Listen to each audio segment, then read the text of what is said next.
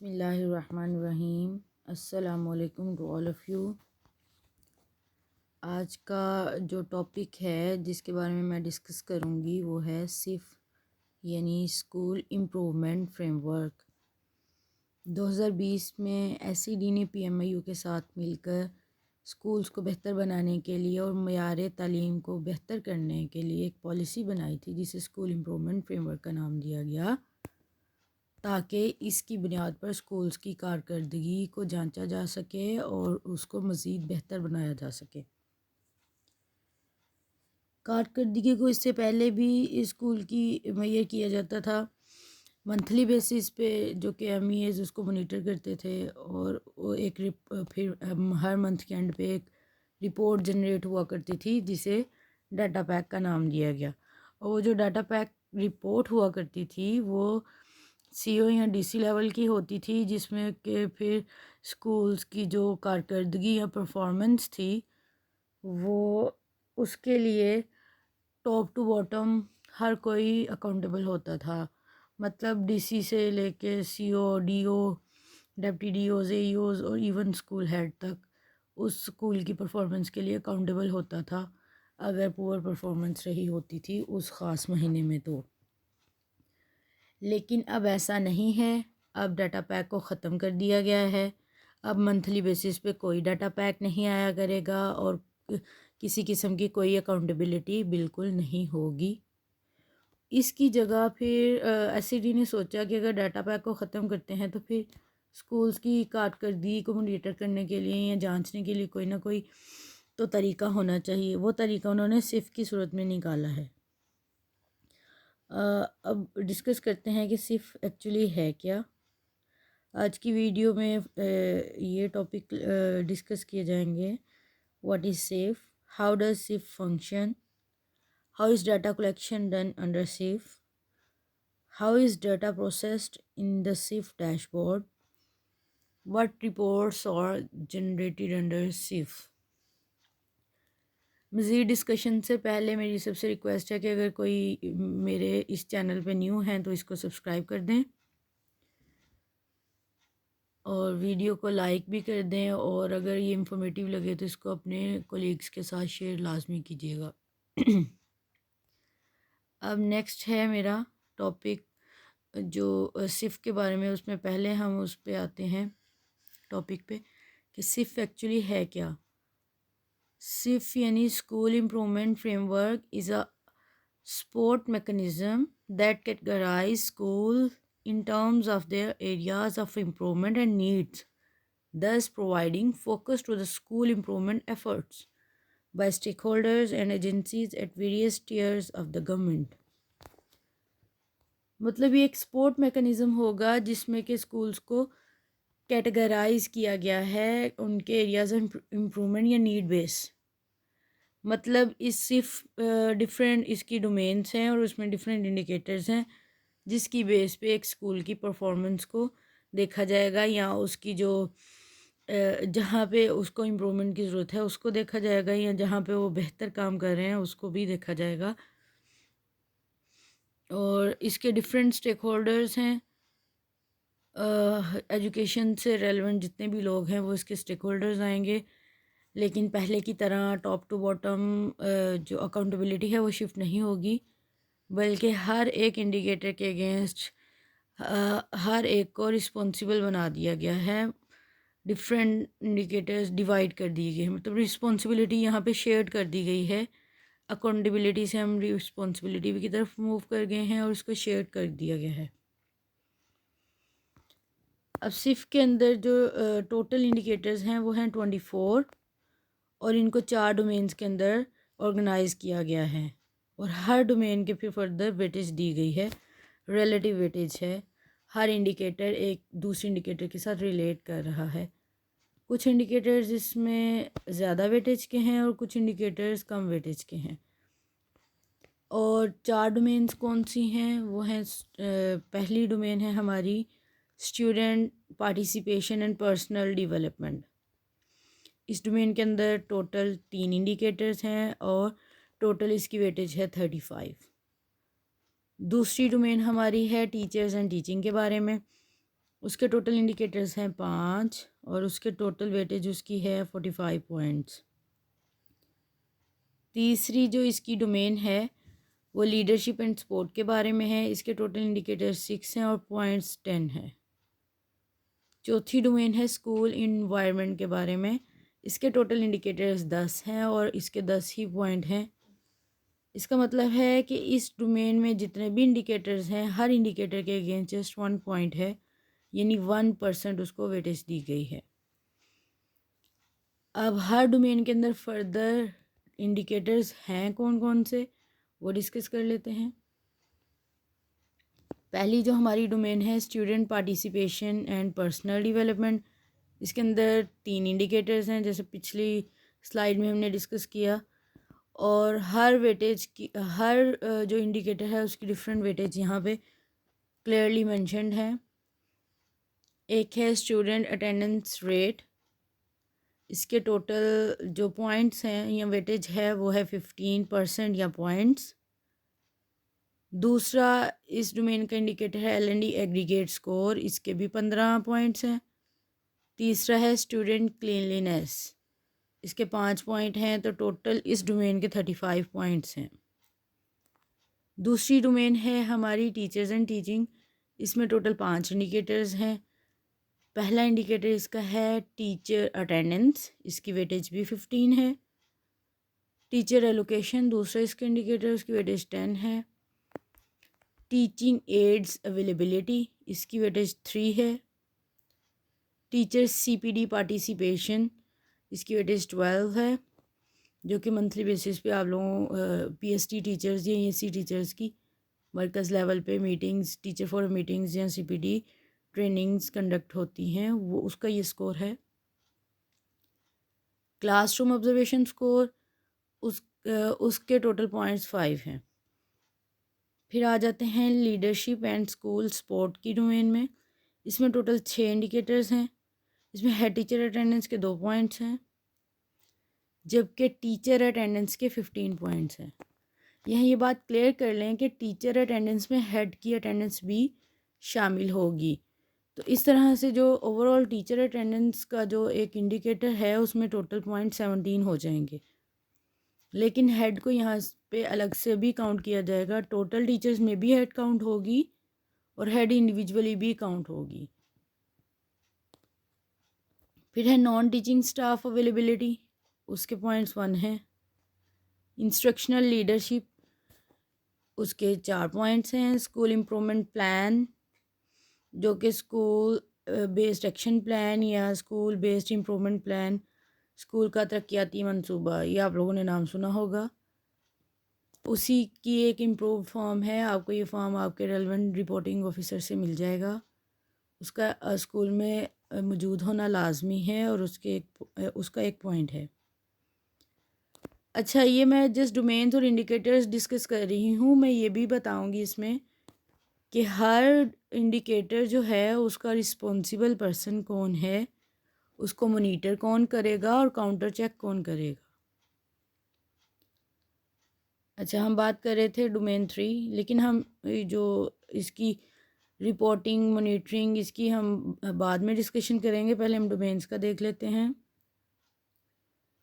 इसकी 5वीं डोमेन है डोमेन जो 3rd है लीडरशिप इन स्कूल, उसका 5वां इंडिकेटर है स्कूल काउंसिल मीटिंग्स, उसका 1 पॉइंट है। NSP डिसबर्समेंट का भी 1 पॉइंट है। अच्छा, चौथी डोमेन है स्कूल इन्वायरमेंट के बारे में, उसमें टोटल 10 इंडिकेटर्स हैं।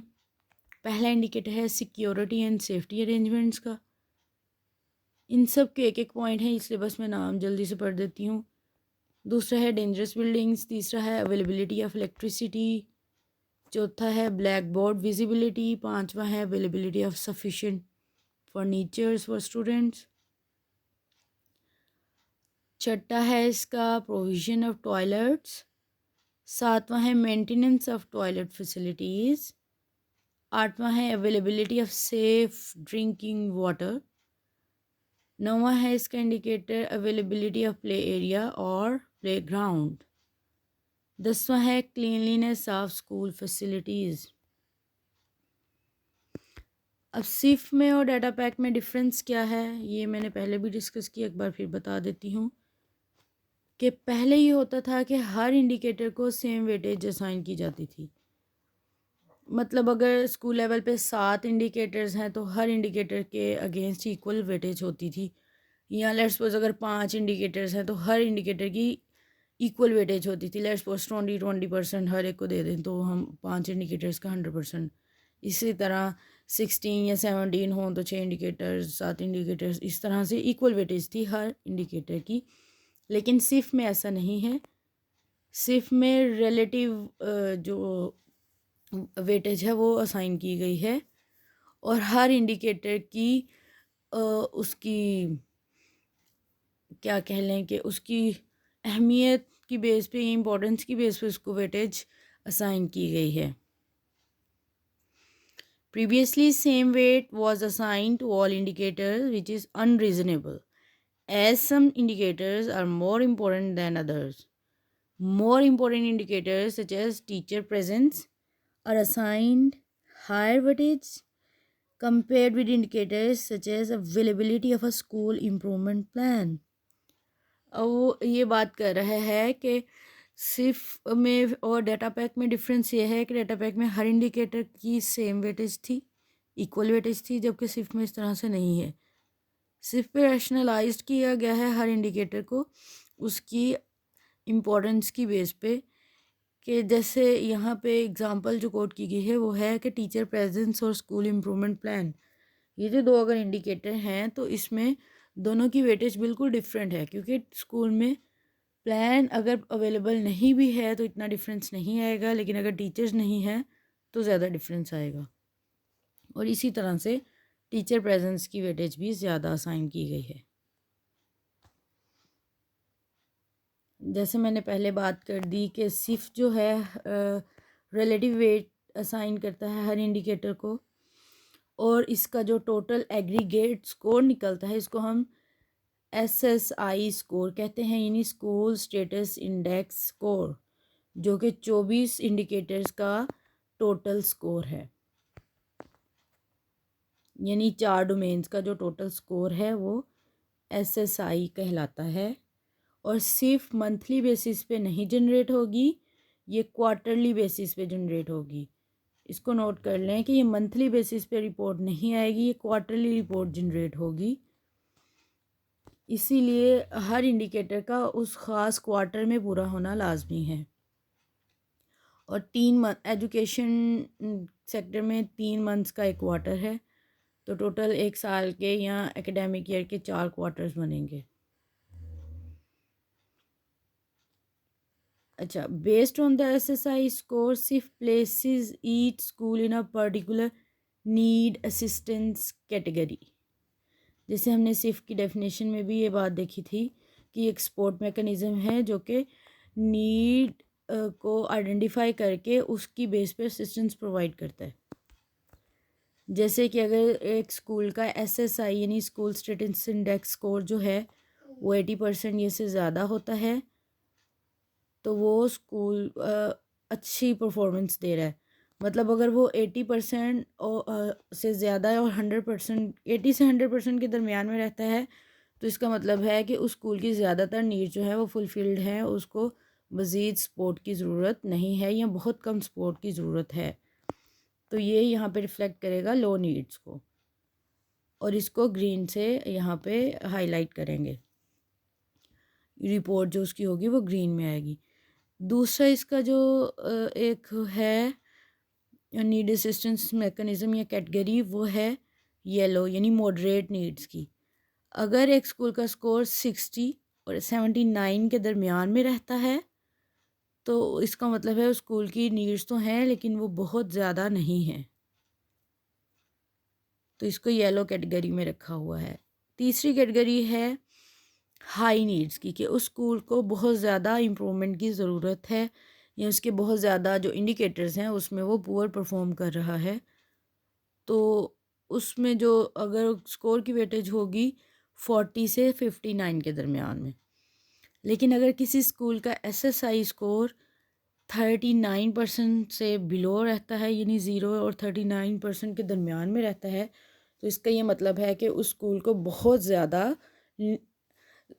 लुक आफ्टर की या इम्प्रूवमेंट की ज़रूरत है और उसकी नीड्स बहुत ज़्यादा हैं। The higher the score on SSI, the less the need for support. Doing so will help the department to focus the resources and actions on schools that need the most. इससे इस SSI score से हमें एक overview मिल जाएगा कि हमारे किस school को या हमारे डिस्ट्रिक्ट के, हमारी तहसील लेवल रिपोर्ट्स भी ये जनरेट होंगी। इसके बाद में हम डिस्कशन करेंगे मरकज़ लेवल की, स्कूल लेवल की भी। तो ये जो स्कूल लेवल की रिपोर्ट होगी वो हमें ये उसका जो एक ओवरव्यू होगा, ये जो उसको जब कैटेगराइज करेंगे तो उसका आइडिया हो जाएगा कि इस स्कूल की नीड्स जो हैं वो कम हैं, ज़्यादा हैं या बहुत ज़्यादा हैं। Overview of indicators under each domain. How indicators are group together under different domains. हम अब अलग-अलग हर एक को डिस्कस कर लेते हैं कि पहली डोमेन थी हमारी स्टूडेंट अचीवमेंट और पर्सनल डेवलपमेंट के बारे में। उसमें 3 चीज़ें थी, स्टूडेंट अटेंडेंस, स्टूडेंट असेसमेंट यानी उसका एल स्कोर, और स्टूडेंट क्लीनलीनेस। दूसरी डोमेन हमारी है टीचर्स एंड टीचिंग की। उसके 5 इंडिकेटर्स थे। Teacher attendance, teacher allocation, teacher CPD participation, teaching ads availability and classroom observation score. तीसरी डोमेन जो हमारी है वो है लीडरशिप एंड स्कूल सपोर्ट के बारे में। इसके 6 इंडिकेटर्स हैं। है teacher attendance, non teaching staff availability, instructional leadership, school council meeting, school improvement plan, NSP disbursement. और चौथी डोमेन है स्कूल एनवायरनमेंट, जिसमें सेफ्टी एंड सिक्योरिटी नीड्स हैं, डेंजरस बिल्डिंग्स हैं, availability of electricity, black board visibility, provision of toilets, sufficiency of furniture, maintenance of toilet facilities, availability of clean drinking water, cleanliness of school facilities, availability of playground और play area. अब पहले की तरह ऐसा नहीं होगा कि हर इंडिकेटर की बेस पे मुतलका स्कूल के हेड टीचर या टीचर से भी पूछेंगे, फिर उसके EO से, अगर हायर सेकेंडरी स्कूल है तो उसके हेड से, फिर डिप्टी DO, DEO या CEO तक हर कोई इसका जवाब देगा। ऐसा नहीं होगा। हर इंडिकेटर के अगेंस्ट रिस्पॉन्सिबल पर्सन असाइन कर दिया गया है। उसमें कुछ इंडिकेटर CO लेवल के हैं, कुछ SED के हैं, कुछ डिप्टी DO लेवल के, और कुछ AO लेवल के हैं, और कुछ स्कूल हेड के उसमें आते हैं रिस्पॉन्सिबिलिटीज़ में। और जिस इंडिकेटर में भी कोई, अगर इन हर इंडिकेटर में कोई जो रिस्पॉन्सिबल पर्सन्स होंगे, जो भी इंडिकेटर कम या ज़्यादा होगा उन्हीं से पूछा जाएगा, पूरी हायरार्की से पूछा नहीं जाएगा। लेट्स सपोज हम अगर availability of clean drinking water की ही बात करें तो इस इंडिकेटर के अगेंस्ट जिसकी रिस्पॉन्सिबिलिटी असाइन की गई है, जस्ट डायरेक्ट उसी पर्सन से पूछा जाएगा। बाकी पूरी hierarchy CO, DO, deputy DO, EO तक किसी को पूछा नहीं जाएगा। अब हर इंडिकेटर के लिए कौन रिस्पॉन्सिबल है और किसके हिस्से के कितने इंडिकेटर्स हैं, इसको भी मैं डिस्कस करूँगी।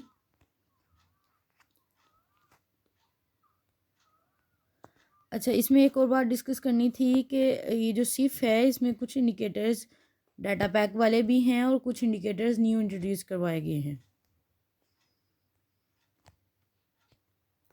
हर इंडिकेटर के अगेंस्ट जो है एक मिनिमम थ्रेशोल्ड यानी स्कोर असाइन किया गया है कि इतना इस इंडिकेटर का इतना थ्रेशोल्ड स्कोर होगा तो वो ग्रीन में आएगा, इतना होगा तो वो येलो में, और इतना होगा तो वो रेड में।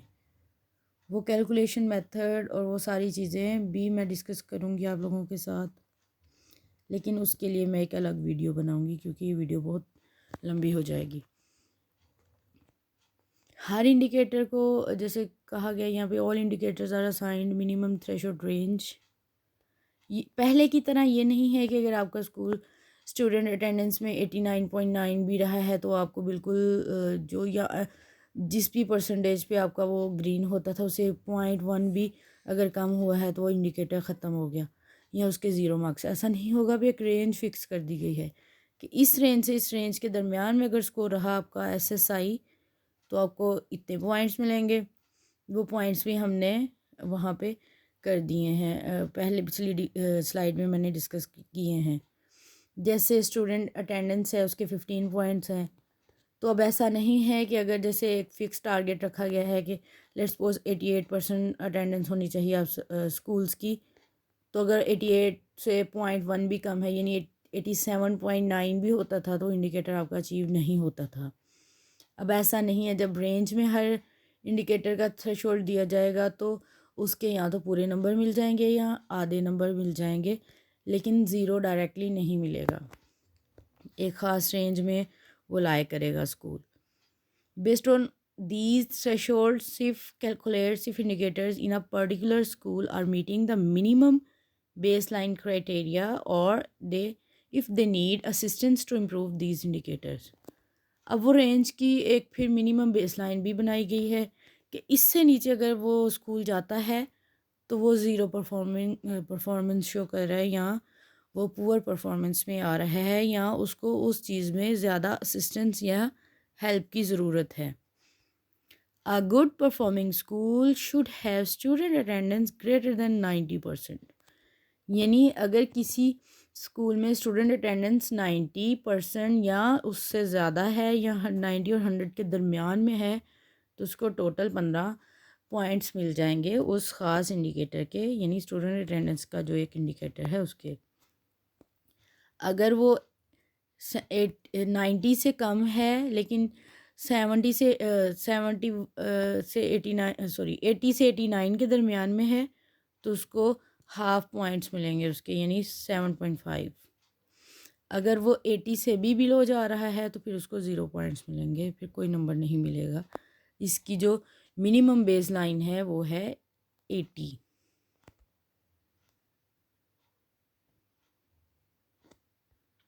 अच्छा, पहले डाटा पैक का जो सिस्टम था उसमें टारगेट्स असाइन किए जाते थे कि इतना ही होगा तो पॉइंट्स मिलेंगे अदरवाइज़ ज़ीरो। तो उसमें फिर एक नंबर गेम शुरू हो गई थी और हर कोई जस्ट अपने टारगेट को, इंडिकेटर को पूरा करने के लिए एक ब्लाइंड टारगेट चेजिंग का एक काम शुरू हो गया था जिसमें कि क्वालिटी कहीं दूर रह गई थी। अब चूँकि थ्रेशोल्ड या एक रेंज जो है वो स्पेसिफाई कर दी गई है तो इस वजह से हर इंडिकेटर पे मज़ीद जो है वो इम्प्रूवमेंट आएगी। नंबर गेम की तरह ये नहीं होगा। और दूसरी इसकी सिर्फ की खूबी ये भी है कि ये मंथली बेसिस पे नहीं बल्कि क्वार्टरली बेसिस पे आया करेगा। SIF moves away from a target-oriented approach to a solution-oriented approach by identifying areas of improvement for each school and helping district officials focus on addressing those needs। अब चूँकि ये assistance based या need based approach एक use की गई है सिर्फ में, इसलिए इसमें टारगेट चेजिंग की तरफ हम मूव नहीं करेंगे बल्कि सोल्यूशन की तरफ जाएंगे कि अगर एक स्कूल लो नीड्स या क्रिटिकल नीड्स में है तो उसके क्या रीज़न्स हैं और उसके फिर किन किन इंडिकेटर्स में वो लो परफॉर्म कर रहा है और उसके फिर रिस्पॉन्सिबल पर्सनस कौन से हैं, फिर उन्हीं से डायरेक्ट बात करके उन्हीं से कहेंगे कि आप सॉल्यूशंस बताएं और उस बेस पे उनसे फिर फर्दर प्रोसेसिंग होगी। ये था सिर्फ का एक डिटेल्ड इंट्रोडक्शन। अब सिर्फ काम कैसे करेगा इसके बारे में डिस्कस कर लेते हैं कि सिर्फ पहले मैंने पहले बात कर दी कि ये क्वार्टरली रिपोर्ट जनरेट हुआ करेगी, एक क्वार्टरली साइकिल चला करेगा जो कि डाटा कलेक्शन से स्टार्ट होगा और जो डाटा कलेक्ट किया जाएगा वो 3 डिफरेंट सोर्सेज से कलेक्ट 3 डिफरेंट पर्सन और 5 डिफरेंट सोर्सेज से कलेक्ट किया जाएगा। फिर इसको डैशबोर्ड पे अपलोड कर दिया जाएगा और ये जो सिर्फ डैशबोर्ड होगा ये सबके लिए एक्सेसिबल होगा, स्कूल हेड के लिए भी, ईओ के लिए भी, उसके डिप्टी डीओ और सीओ लेवल की रिपोर्ट्स जनरेट होंगी और सबके लिए एक्सेसिबल होगा। ये आप लोगों ने नोट किया होगा कि 2020 में अक्टूबर नवंबर या इससे पहले 1-2 महीना पहले आपके स्कूल सिस में सिफ के नाम से एक रिपोर्ट शो हो रही थी क्योंकि इसको लॉन्च करने से पहले इसकी पायलटिंग हुई थी। तो पायलटिंग डिस्ट्रिक्ट के जो रिज़ल्ट्स थे उस बेस पे बाकी जो डिस्ट्रिक्ट्स हैं उनको भी यहाँ पे देखा गया और उनकी रिपोर्ट्स बनी, और उससे फिर आइडिया हो गया अथॉरिटीज़ को, या जो इसके मेक पॉलिसी मेकर्स या जिन्होंने ये फ्रेमवर्क डिज़ाइन किया कि किस हद तक इसमें इम्प्रूवमेंट की ज़रूरत है। तो उस बेस के पे फिर इसकी जितनी भी इसमें फ्लॉज थे उनको दूर करके फिर पूरे पंजाब में इसको लॉन्च कर दिया। अच्छा, ये क्वार्टरली साइकिल फॉलो करेगा। उसमें पहले डाटा कलेक्ट किया जाएगा स्कूल से, फिर डाटा सिफ्ट पे अपलोड कर दिया जाएगा। उसके बाद एक्शन मैनेजमेंट रिपोर्ट्स जनरेट होंगी सब स्कूल्स के लिए, जिसमें वो मैंने पहले डिस्कस किया कि कैटेगरीज बनी होंगी ग्रीन, येलो, ब्लू और रेड की, यानी low needs, moderate needs, critical needs और high needs. Action assigned to each tiers of DEA according to the SIF action matrix। अब जो उसका एक्शन मैट्रिक्स होगा, यानी जो उसका SSI स्कोर होगा, उसकी बेस पे जो एक्शंस असाइन कर दिया जाएगा डिफरेंट उसकी हायरार्की के लोगों को, डिस्ट्रिक्ट एजुकेशन अथॉरिटी के। मतलब अगर एक इंडिकेटर CEO के कंट्रोल में है तो वो उसका एक्शन जो है उसको असाइन कर दिया जाएगा, उसके नाम की टिकट जनरेट हो जाएंगी, उसको उसके डैशबोर्ड पे जो ब्लिंक करती रहेंगी जब तक कि वो इंडिकेटर रिजॉल्व नहीं हो जाएगा। या अगर AEO लेवल का है या इवन हेड टीचर के लेवल का है तो उसको उसकी जो एक्शन मैट्रिक्स है उसका वहाँ पे उसको असाइन कर दिया जाएगा। फिर उसकी जो प्रोग्रेस है उसको ट्रैक किया जाएगा थ्रू मंथली मीटिंग्स, कि एक क्वार्टर की रिपोर्ट को फिर हर महीने डिस्कस किया जाएगा। पहले महीने में उसको देखा जाएगा कि आइडेंटिफाई किया जाएगा कि कौन से लो नीड्स वाले या क्रिटिकल नीड्स वाले स्कूल्स हैं और किन इंडिकेटर्स में वो पुअर परफॉर्म कर रहे हैं, फिर उसका क्या रीज़न है, कौन उसके लिए रिस्पॉन्सिबल है। फिर उसके बाद नेक्स्ट मीटिंग में उसका देखा जाएगा कि उसमें क्या प्रोग्रेस हुई है, कितने % काम हो गया या क्या क्या काम उसका हो गया, क्या क्या रह गया है। इस तरह से मंथली मीटिंग पे नेक्स्ट सिफ रिपोर्ट जनरेट होने से पहले उसको कंप्लीट किया जाएगा, पिछली सिफ की जो एक्शंस होंगे उनको। अब डाटा कैसे कलेक्ट किया जाता है सिफ में, वो 5 सोर्सेज जैसे मैंने पहले आपको बताया। SIF pulls together data from 5 different sources, MEA app, LND app, AEO app, खॉट ऐप एंड स्कूल सिस, यानी 3 मेजर जो सोर्सेज हैं उनसे सिर्फ अपना डाटा कलेक्ट करेगा। एक AEOs, दूसरा MEAs और तीसरा स्कूल सिस ऐप। अब AEOs के पास 2 चीज़ें हैं, एक उनका AEO सिस लॉगिन और एक दूसरा उनके पास AEO COT app. COT app यानी क्लासरूम ऑब्जर्वेशन टूल जो उनके पास है उसके ज़रिए से। और MEAs के पास ऑलरेडी 2 चीज़ें हैं, एक MEA ऐप जो कि PMIU की तरफ से मॉनिटरिंग ऐप है वो, और दूसरा उनके LND ऐप जिससे कि वो बच्चों का LND टेस्ट कंडक्ट करवाते हैं। तीसरा जो सोर्स है वो है द स्कूल सिस। अच्छा, अब स्कूल सिस में जो डाटा कलेक्ट किया जाएगा उसका रिस्पॉन्सिबल होगा हेड टीचर। AEO की ऐप से जो है डाटा कलेक्ट किया जा रहा है वो है UCIS और AEO कॉड, MEA से ME ऐप और LND ऐप। इन लोगों से ये डाटा कलेक्ट किया जाएगा जो कि फिर बाद में सिस डैशबोर्ड पे अपलोड हो जाएगा और उसकी बेस पे एक्शन मैनेजमेंट रिपोर्ट्स जनरेट होंगी। अब कौन सा डाटा सिस से कैलकुलेट होगा, कौन सा AEO ऐप से, कौन सा MEA ऐप से, वो भी यहाँ पे डिटेल बताया गया है। स्कूल सिस से एक इंस्ट्रक्शनल लीडरशिप मीटिंग जो हैं उसका डाटा कलेक्ट होगा कि क्या हेड टीचर ने वो कंडक्ट की है या नहीं। अगर तो की है और उसकी एंट्री ऑनलाइन की है तो वहाँ से ऑटोमेटिकली सिर्फ डैशबोर्ड पे अपलोड हो जाएगा। इसके लिए MEA को या AEO को चेक करने की ज़रूरत नहीं है, हर स्कूल हेड इसको कंडक्ट करवाने का या इसको अपलोड करने का ख़ुद रिस्पॉन्सिबल है। हाँ, हार्ड में आपकी रेलेवेंट जो रिपोर्टिंग अथॉरिटीज़ हैं उसको चेक कर सकते हैं, काउंटर चेक। दूसरा जो सिस से डाटा कलेक्ट होगा वो टीचर एलोकेशन, यानी आपके स्कूल में टोटल सैंक्शनड पोस्ट कितनी हैं और उसके अगेंस्ट टीचर्स कितने वहाँ पे अपॉइंटेड हैं। अगर तो जितनी टीचर्स वहाँ पे जितनी पोस्ट वहाँ पे सैंक्शनड है उसी के अकॉर्डिंग टीचर्स भी अपॉइंटेड हैं तो वो पूरे 10 नंबर इसके मिल जाएंगे। लेकिन अगर नहीं है उतनी टीचर्स, कुछ पोस्ट वेकेंट है, तो इसका जो रिस्पॉन्सिबल पर्सन है वो एससीडी खुद है। इसके इन पॉइंट्स के बारे में किसी और से पूछा नहीं जाएगा, लेकिन उस स्कूल के एसएसआई में वो स्कोर्स कम हो जाएंगे। यानी स्कूल स्टेटस इंडेक्स का जो टोटल स्कोर है 100 पॉइंट्स, उनमें वो कम हो जाएंगे, लेकिन इसकी रिस्पॉन्सिबिलिटी डिस्ट्रिक्ट एजुकेशन अथॉरिटीज़ के किसी टीयर में नहीं आएगी। दूसरा जो सोर्स है वो है एईओज कॉट app and AEO SIS app. उससे एईओ कॉट ऐप और सिस ऐप से जो चीज़ें कैलकुलेट या मोनीटर की जाएंगी या जहाँ से डाटा लिया जाएगा वो है स्टूडेंट क्लीनलीनेस। अब कितने परसेंट स्टूडेंट या कितने स्टूडेंट क्लीन होंगे तो उस स्कूल का वो पॉइंट मिल जाएंगे, ये फर्दर डिस्कस करूँगी मैं।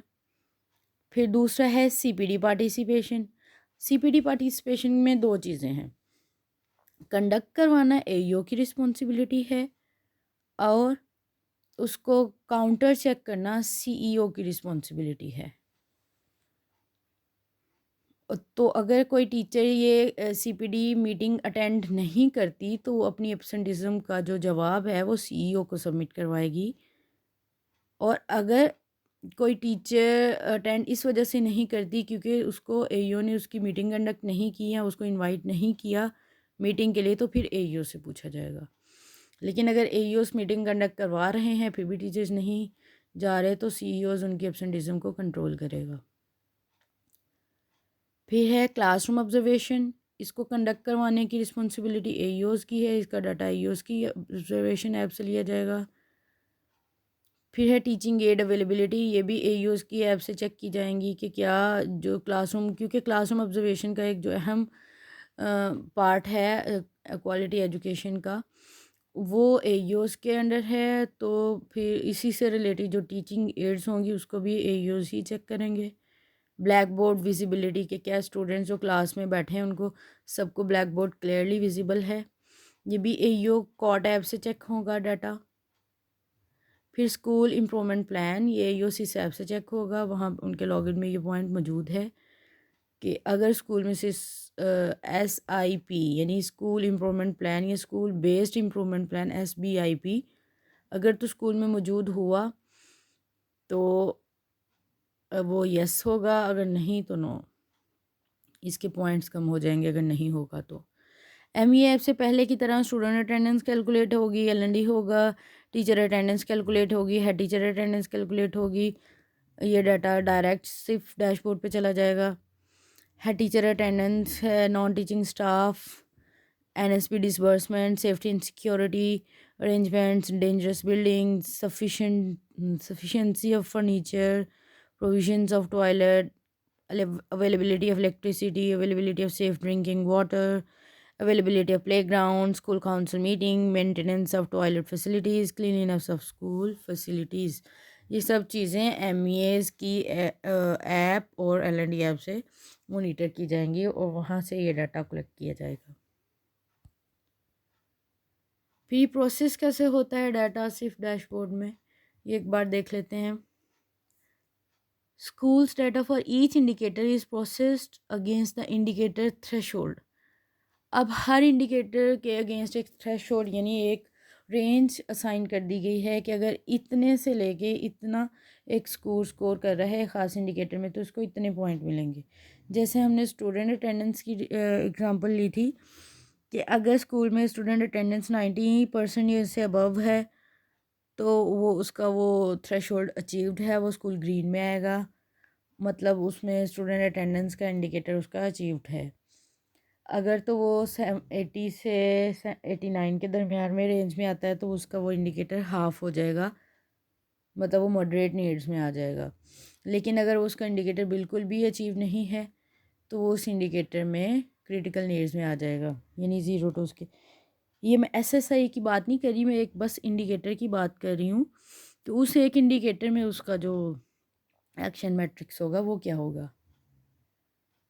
अब 24 के 24 इंडिकेटर्स के पॉइंट्स मैंने डिस्कस कर लिए हैं आप लोगों के साथ। अगर आप लोग चाहते हैं कि मैं उसका कैलकुलेशन मेथड और रिस्पॉन्सिबिलिटी ये भी डिस्कस करूं तो आप मुझे ज़रूर कमेंट करके बताइएगा इस वीडियो के लास्ट में। अच्छा, फिर सिर्फ assigns action responsibility of each indicator on specific tears of DEA. अब जैसे मैंने बात की थी कि 24 के 24 इंडिकेटर्स का ना तो हेड से पूछा जाएगा, ना एईओ से, ना डेप्टी डीओ से, ना डीईओ से, ना सीईओ से, बल्कि ये डिवाइड कर दिए गए हैं, ये रिस्पॉन्सिबिलिटी शेयर कर दी गई है, डिवाइड कर दी गई है हर एक टीयर्स के अगेंस्ट। कुछ इंडिकेटर्स स्कूल हेड के कंट्रोल में हैं, कुछ एईओ के, कुछ डेप्टी डीओ के, कुछ डीईओ के और कुछ सीईओ के। इवन कुछ इंडिकेटर्स जो हैं वो सीईओ के कंट्रोल में भी नहीं हैं, वो डायरेक्ट एससीडी के कंट्रोल में हैं, जैसे non teaching staff availability and teachers allocation. क्योंकि क्लास 4 या नॉन टीचिंग स्टाफ को अपॉइंट करना स्कूल हेड या ईओ की रिस्पॉन्सिबिलिटी नहीं है, ये एससीडी रिक्रूटमेंट प्रोसेस करता है या करवाता है। तो इसलिए ये जो दो इंडिकेटर्स हैं ये एससीडी के अपने हैं इंडिकेटर। तो जो एसएसआई स्कोर होगा इससे एक ओवरव्यू एससीडी को भी मिल जाएगा कि उसके किन स्कूल्स में कितनी टीचर्स की शॉर्टेज है। This assignment of responsibility is transfer to as सिर्फ एक्शन मैट्रिक्स। सिर्फ एक्शन मैट्रिक्स से ये हेल्प करेगा हर एक पर्सन को जो कि हर एक इंडिकेटर के रिस्पॉन्सिबल है कि उसने कितना काम किस लेवल पे अचीव कर लिया है, किस में वो बेसलाइन में है, किस में वो मॉडरेट नीड्स में है, किस में वो हाई क्रिटिकल नीड्स में है। फिर इस एक्शन मैट्रिक्स की बेस पे सिर्फ डैशबोर्ड रिपोर्ट्स जनरेट करेगा मरकज़ लेवल पे भी, स्कूल लेवल पे भी, तहसील लेवल पे भी, डिस्ट्रिक्ट लेवल पे भी और प्रोविंशियल लेवल यानी एसडी लेवल की रिपोर्ट भी इसमें ऑटोमेटिकली जनरेट होगी।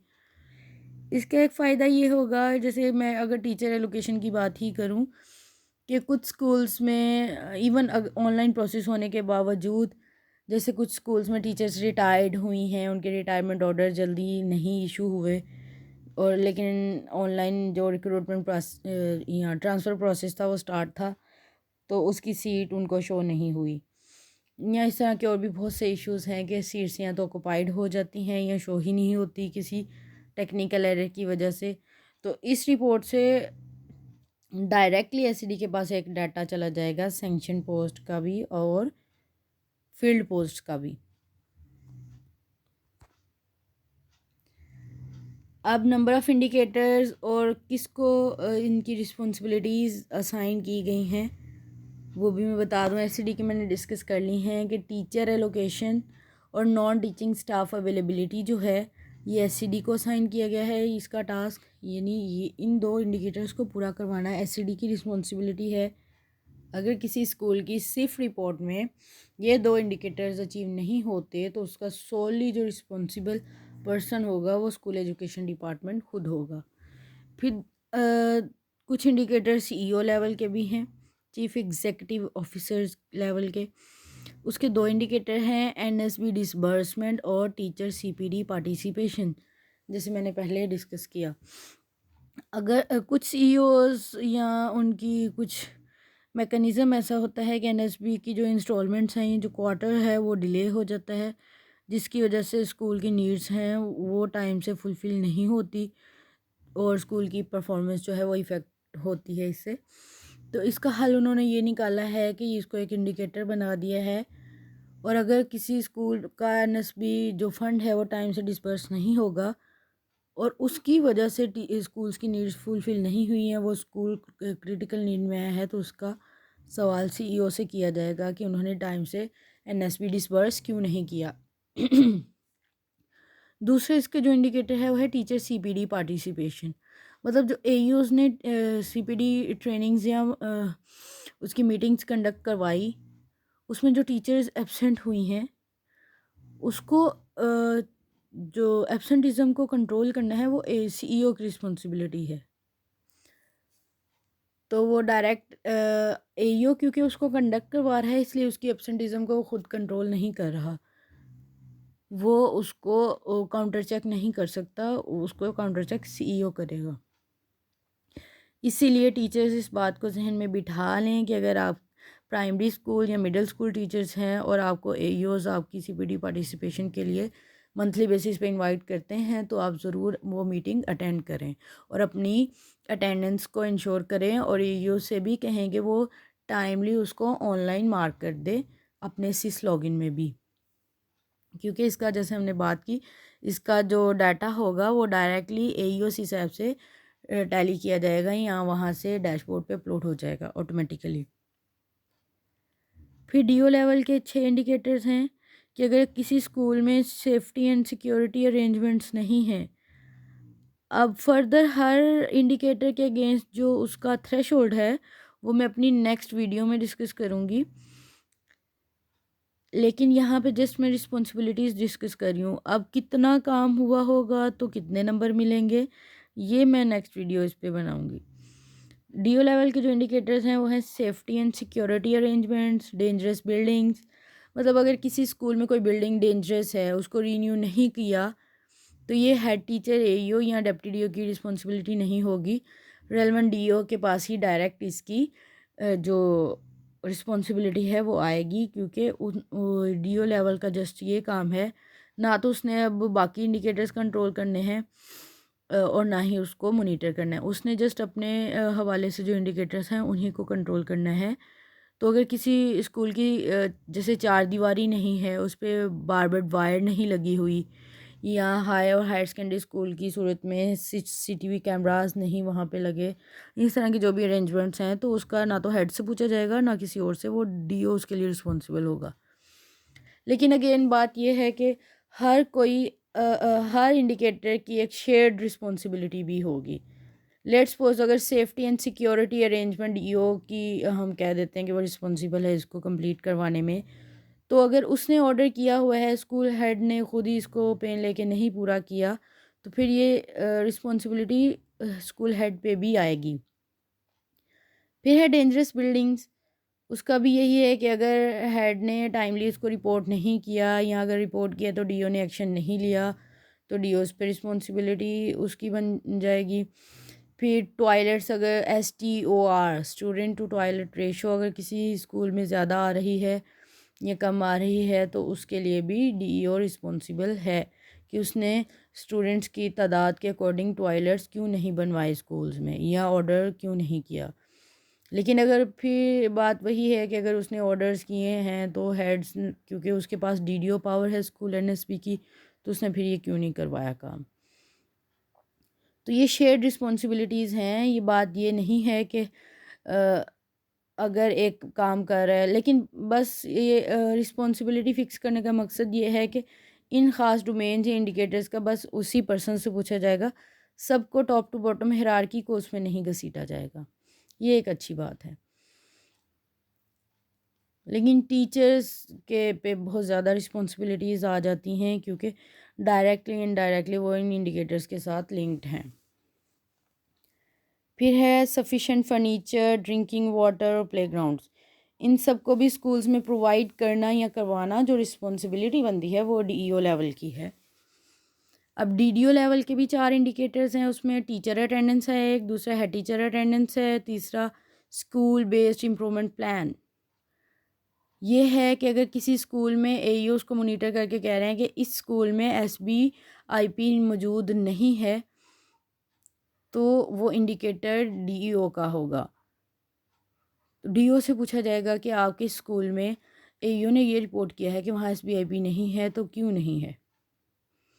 जिस तरह से MEAs अटेंडेंस का इसका वहाँ पे मोनीटर करते हैं और पूछा फिर एईओ या हेड या उससे जाता था डाटा पैक में, बिल्कुल इसी तरह जिसकी जो रिस्पॉन्सिबिलिटी होगी उसी से पूछा जाएगा या उसी को कहा जाएगा कि इसको कंप्लीट करें। फिर है अवेलेबिलिटी ऑफ इलेक्ट्रिसिटी, ये काफ़ी डिस्ट्रिक्ट्स में इसका भी इशू रहता है, तो इसका भी जो रिस्पॉन्सिबल पर्सन है वो डीडीओ है, यानी deputy district education officer. AEO के भी आगे फर्दर 4 इंडिकेटर्स हैं, इसमें एक क्लासरूम ऑब्जर्वेशन स्कोर है। स्कोर इसका मतलब है कि एईओ ने क्लासरूम ऑब्जर्व करनी है, अगर वो ऑब्जर्व नहीं करता तो इस बेस पे वो इंडिकेटर असाइन होगा उसका, कि अगर क्लासरूम ऑब्जर्वेशन नहीं की तो उसका वो इंडिकेटर डाउन जाएगा। लेकिन अगर उसने क्लासरूम ऑब्जर्वेशन की है, अब टीचर ने उस पर क्या स्कोर गेन किया, वो टीचर उसके लिए रिस्पॉन्सिबल होगा। तो ये चीज़ें इंटरलिंक्ड हैं। फिर है इंस्ट्रक्शनल लीडरशिप। ये टीचर्स के सिस टैब से जो है वो काउंटर चेक होंगी। तो अगर टीचर्स ने नहीं की तो वो एईओ उनसे पूछेंगे। स्कूल काउंसिल मीटिंग्स का भी एईओ पूछेंगे। सॉरी, इन इंडिकेटर्स का एईओ से ही पूछा जाएगा डायरेक्ट कि आपके स्कूल में एलएनडी स्कोर अगर कम आया है तो इसकी क्या रीजंस हैं। फिर तो अगर एईओस ने टाइमली डायरेक्शंस जो हैं वो कन्वे की होंगी है टीचर और टीचर्स को या स्कूल्स को या क्लासेस को चेक किया होगा, विज़िट किया होगा, मॉनिटर किया होगा, तो फिर हेड्स या मुतलका एलएनडी टीचर से पूछा जाएगा। लेकिन इसमें नीचे बताया गया है कि रिस्पॉन्सिबिलिटी ऑफ स्टूडेंट अटेंडेंस, इसमें वो एलएनडी स्कोर भी था, उसके साथ भी हिस्टोरिक है।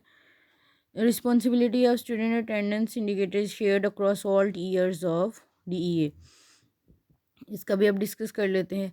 फिर क्लास हेड टीचर के जो इंडिकेटर्स हैं स्टूडेंट अटेंडेंस, अब इसके लिए हेड टीचर रिस्पॉन्सिबिलिटी है, रिस्पॉन्सिबल है कि अगर स्कूल में स्टूडेंट अटेंडेंस कम है तो हेड टीचर रिस्पॉन्सिबल है।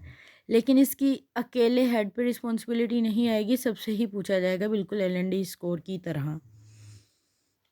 तो ओवरऑल जो सिफ का है वो एक्शन मैट्रिक्स तैयार करने का मकसद ये है कि हर इंडिकेटर्स 24 के 24 इंडिकेटर एक ही पर्सन से पूछते पूछते नीचे तक ना आए, बल्कि कुछ इंडिकेटर्स को डिवाइड करके रिस्पॉन्सिबिलिटीज़ फिक्स कर दी जाएँ कि इतने इंडिकेटर्स अगर कम या ज़्यादा आ रहा है इसमें स्कोर तो इनसे पूछें, इन इंडिकेटर्स में अगर कम या ज़्यादा आ रहा है स्कोर तो इनसे पूछें, इस तरह से। अब हेड से एक स्टूडेंट अटेंडेंस का पूछा जाएगा। स्टूडेंट क्लीनलीनेस, अगर उसके बच्चे स्कूल में क्लीन नहीं है, जो कि एईओ ऐप से काउंटर चेक होंगे या मॉनिटर होंगे। टीचिंग एड्स अवेलेबिलिटी, ये इसका रिस्पॉन्सिबल भी हेड टीचर है, इसको भी एईओ ऐप के ज़रिए से मॉनिटर किया जाएगा। फिर black board visibility AEO app से मॉनिटर किया जाएगा, लेकिन उसका रिस्पॉन्सिबल हेड है। अगर ब्लैक बोर्ड विजिबल नहीं है बच्चों से तो हेड से पूछा जाएगा कि आपने बोर्ड जो है उस जगह पे क्यों नहीं नस्ब करवाया जहाँ से सब बच्चों को इजीली, या रखवाया जहाँ से सब बच्चों को इजीली नज़र आ जाए, या बच्चों की सीटिंग अरेंजमेंट ऐसे क्यों नहीं बनाई कि उनको ब्लैक बोर्ड या वाइट बोर्ड ठीक से नज़र आ जाए। फिर maintenance of toilet facilities, toilet बनवाना डीईओ का इंडिकेटर है, लेकिन उसको मेंटेन करना, उसकी क्लीनलीनेस को इंश्योर करना, ये हेड टीचर की रिस्पॉन्सिबिलिटी फिक्स कर दी गई है इसमें। और फिर स्कूल फैसिलिटीज़, जिसमें school ground, school building, classroom, toilet सारा कुछ आ जाता है, उसकी रिस्पॉन्सिबिलिटी भी अब हेड टीचर पे है। ये इस वजह से है क्योंकि एनएसपी जो प्रोवाइड किया जाता है हर स्कूल को, उसका जो डीडीओ, जो उसकी डीडीओ पावर्स हैं वो हेड टीचर के पास है। तो इस वजह से ये जो मेनली ये इंडिकेटर उसको असाइन किए गए हैं। SIF matrix assign responsibility of each indicator to a specific tier of DEA, मतलब हर एक को हर एक रिस्पॉन्सिबिलिटी असाइन नहीं की गई। 24 के 24 इंडिकेटर्स की रिस्पॉन्सिबिलिटी एक ही पर्सन को नहीं की गई, या टॉप टू बॉटम सबसे नहीं पूछा जाएगा। ये मैं बार बार कह रही हूँ इसलिए कि हर कोई अपने हिस्से के इंडिकेटर्स पे मेहनत कर ले। Each indicator is assigned based on the official's line of authority to take action and access to resources to address relevant school need. अब सिर्फ डैशबोर्ड पे क्या क्या चीज़ें अपलोड होंगी, स्कूल का डाटा, उसकी एक्शन मैट्रिक्स रिपोर्ट जनरेट होंगी, एक्शन मैनेजमेंट रिपोर्ट्स जनरेट होंगी, इंडिकेटर थ्रेशोल्ड वहाँ पे कैलकुलेट किए जाएंगे, वहाँ पे बताए जाएंगे। टारगेट ओरिएंटेड नहीं, अब ये सोल्यूशन ओरिएंटेड अप्रोच है इसमें। अब किस तरह की रिपोर्ट जनरेट की जाएंगी सिर्फ पे, एक तो है स्कूल लेवल की रिपोर्ट है, मरकज़ लेवल की, तहसील लेवल की और डिस्ट्रिक्ट और प्रोविंशियल लेवल की रिपोर्ट्स हैं जो कि सिर्फ पे जनरेट की जाएंगी। अब इसमें पहला पॉइंट है कि what improvement is needed in each school, कि अगर कोई स्कूल जो है वो लो नीड्स या क्रिटिकल नीड्स में ब्लिंक कर रहा है तो उसमें किस तरह की इम्प्रूवमेंट ज़रूरत है, किस डोमेन के किस इंडिकेटर में वो पुअर गया है। फिर how many schools in each मरकज़, तहसील और डिस्ट्रिक्ट नीड एक्शन, और फिर ऐसे एक मरकज़ में कितने स्कूल हैं जिनका ये इंडिकेटर डाउन गया है। फिर इसके लिए एक्शन के लेने वाला पर्सन कौन है, ये रिस्पॉन्सिबल पर्सन कौन है। इन 3 तरह की रिपोर्ट्स जो हैं वो सिर्फ पे जनरेट की जाएंगी और डैशबोर्ड पे अपलोड भी की जाएंगी। फिर ये वही एक ओवरव्यू है कि सिर्फ जो है वो किस तरह की रिपोर्ट जनरेट करता है, स्कूल लेवल की डिटेल रिपोर्ट, मरकज़ लेवल की, फिर तहसील लेवल पे हर विंग की अलग अलग से, एलिमेंट्री मेल की, एलिमेंट्री फ़ीमेल की अलग से, सेकेंडरी विंग की अलग से, फिर डिस्ट्रिक्ट लेवल की भी इसी तरह से, डीओ लेवल की अलग से, डीओ सेकेंडरी, डीओ एलिमेंट्री की अलग अलग से, और फिर एंड पे प्रोविंशियल लेवल की रिपोर्ट जो है वो सिर्फ जनरेट करेगा। तो अगर किसी को इसमें कुछ क्लैरिटी चाहिए या कोई सवाल हो तो वो कमेंट्स करके लाजमी पूछे। और मेरी नेक्स्ट वीडियो अगर आप लोग चाहते हैं कि मैं बनाऊं तो इस वीडियो को लाइक, कमेंट और शेयर ज़रूर करें, और चैनल को भी लाजमी सब्सक्राइब कर दें। Thank you so much. अल्लाह हाफिज़। आज के लिए इतना ही।